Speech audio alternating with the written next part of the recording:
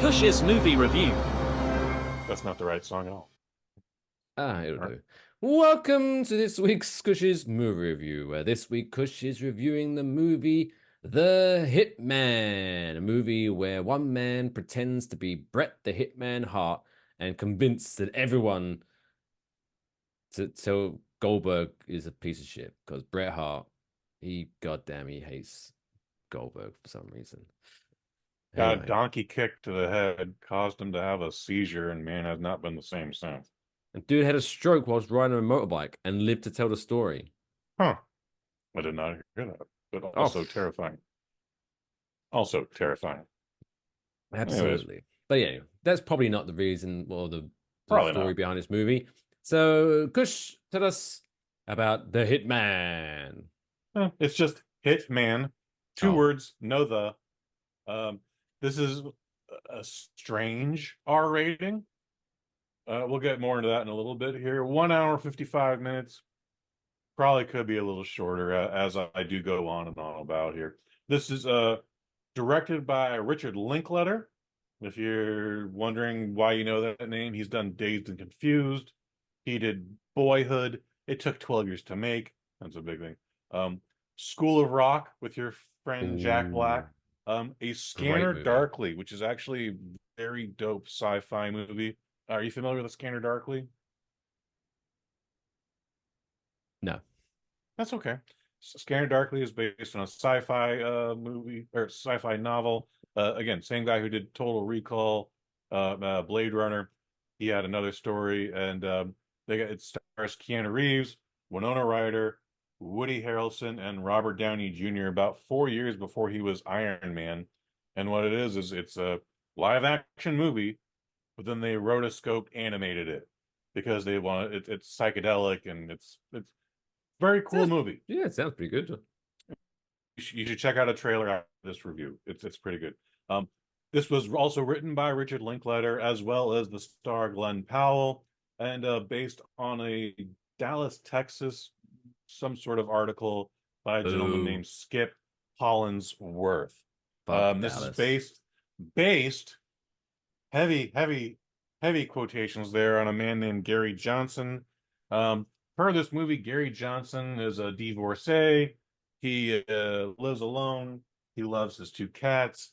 He teaches a psychology class. It's supposed to be for college. However, these kids felt like they were in high school. It is a very weird situation. And then he also moonlights with the police while he's not a cop. He's for some reason allowed to carry a gun. Um, and also one day, the guy that's going undercover actually gets charged with a crime, and they're like, "Oh shit, Marty can't make it. He's literally going to jail for 120 days or whatever it is." So, we got this guy coming in. You gotta take care of it, Glen Powell. And he's like, "But I'm just a teacher." And he was like, "Well, today you're a hitman," and nails the role. Again, this star is Glen Powell. You know him from Top Gun Maverick. He is in one of the most successful R-rated comedies this year, Anyone But You, with Sydney Sweeney. That's a name you hear a lot these days. And then he's going to be in the upcoming, not a sequel, not a remake, to Universal and Warner Brothers Twisters this summer. That actually looks pretty good. It also stars a lady named Adria Arjona. I've never heard of her before, but she was in Pacific Rim 2. She is Six Underground with your boy Ryan Reynolds on Netflix. She was in Morbius, which I famously fell asleep through. And then I guess she's in the Andor series, which, while I've heard nothing but good things about, I have no desire to see. Um, and then our villain is Austin Amelio. That's Amelio, and you will recognize him from the Walking Dead TV series. He was the guy who got his face melted because of whoever. Anyways, um, very plain, simple. Like I said, this is based on a true story. So we get some skits where Glen Powell dresses up in a funny character and then sets up somebody who wants to murder their husband or their wife or that neighbor that irritates them or whatever. And he's like, yeah, take whatever. You know, for some people, I try to like, ask for more money. For some people, I ask for less money. But like, all it didn't matter how much they gave me, as long as they gave me money, they're guilty. Um, he then meets this woman, Adria, and she wants to kill her husband, but he actually talks her out of it. And then something happens a few months later. They actually get together on a date. They start dating, but he's dating her as his alter ego, Ron. I think it's Ron. Anyway, Ron. it's not him. It's not Glen Powell, the teacher. It's Ron, the hitman. And uh, it, so again, this is based on a true story, but then they go out of their way to make sure that in the credits. Oh, by the way, Gary Johnson. Gary Johnson died in 2022, I believe, of natural causes, but who knows in this case. However, for whatever reason, they let the audience believe that Gary Johnson might have been involved in a murder with his lady fair here. And then they make sure at the end to say like, no one got murdered. We just No. thought that would be funny. And I was like, well, what the fuck was the point of any of this? Like I get like every based on a true story or based on a true event or based on a such and so.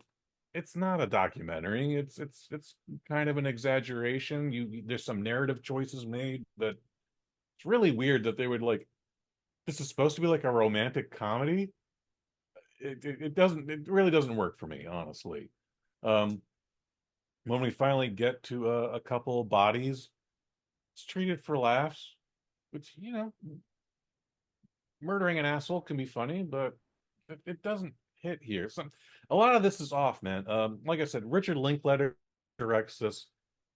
He's a Texas boy, and the majority of his movies, I think very few, I think like A Scanner Darkly, that I know is in Los Angeles, but most of Linklater's stories take place in Texas because you write what you know. He knows Texas. Glen Powell, also from Texas, but for whatever reason, this story, Gary Johnson is from Texas, but for whatever reason, this movie takes place in New Orleans. Why? Because they got tax credits. However, it doesn't make any goddamn sense. Well, it's out of place. Everything about this movie doesn't hit. However, despite what I think, the Rotten Tomatoes score is like 95 with the audience and the critics. It's a very weird situation here. People are calling this fun, sleek, the sexiest movie of the year. I disagree. They kind of have chemistry together. I don't know. Glenn Powell and Sydney Sweeney have better chemistry, but Ariana is sexier. Like that one was just oozing sex appeal for the whole movie. Not a complaint. It doesn't make any goddamn sense in this movie here. I mentioned that it's an R rating. There's apparently the word fuck apparently gets used 80 times here. I actually didn't notice it until the third act. And like I had to look at it, I was like, really? Have they been saying fuck that much? I don't think I've noticed it. And then sure enough, the last 20 minutes is just like fuck, fuck, fuck, fuck, fuck, fuck, fuck, fuck, fuck, fuck, fuck. I'm like, oh, okay. Well, I guess that'll get us the R rating. But there's no nudity, some implied sexual situations, but this is a pretty tame film, especially for the subject matter. I'm giving it a 3 out of 5. It's not bad. Your lady will like it because of Glenn Powell. You will like watching the lady Adria or Yana, but this isn't anything I would watch again. It's not my favorite movie of the year, but again, it's fine. 3 out of 5. 3 out of 5 for Hitman, Yeah. I which you can like knowing that find. Glenn Powell can write a script. Cool. I like seeing that he does funny characters. That might come up again in another movie some other day, but I was just like, what is this? Why are we watching this? Wouldn't the real story have actually been better? Like, I guess not. I guess not, honestly. I did not go out of my way to read the article by Mr. Skip Hollingsworth.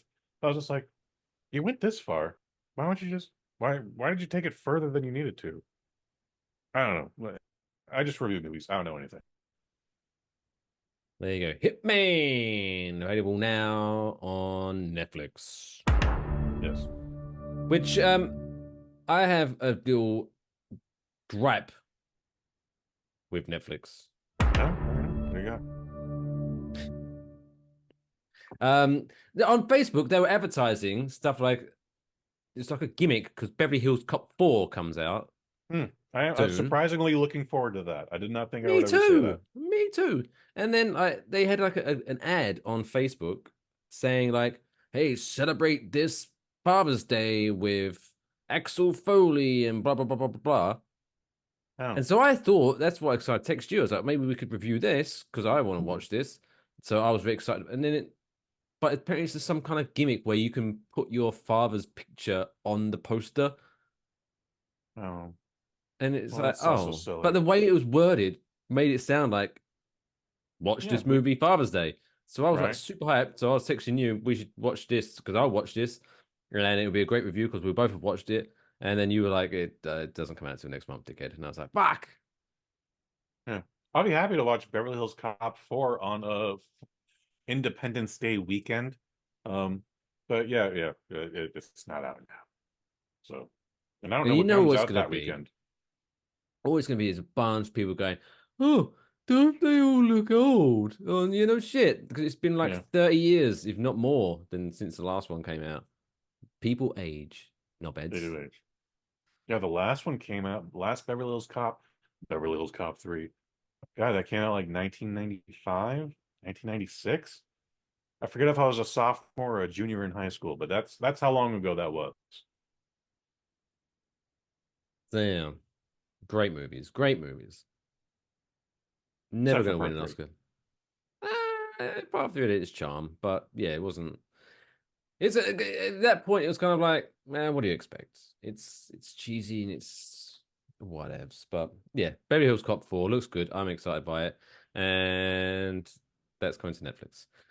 So that's where the segue was. So you should check out Hitman 3 out of 5. Boom. That's all, folks. Play me off, Johnny.